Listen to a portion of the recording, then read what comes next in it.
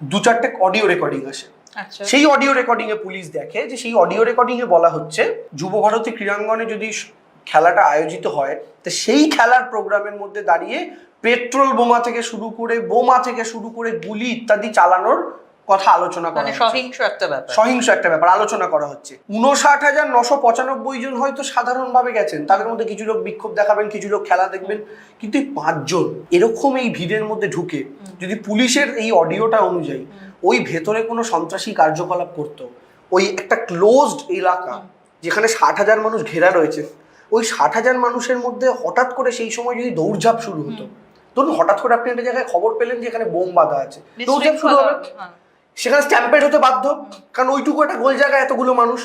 আর stampede হলে এর আগে আমাদের সাক্ষী রয়েছি আমরা ইস্টবেঙ্গল মোহনবাগানের খেলা চলাকালীন স্ট্যাম্পেড হয়ে মানুষের মারা যাওয়া, এর আগে আমরা সাক্ষী রয়েছি ইট পাথর ছোড়া। এরকম পরিস্থিতির যদি সৃষ্টি হতো কিছু মানুষ মারা যেতে পারতো।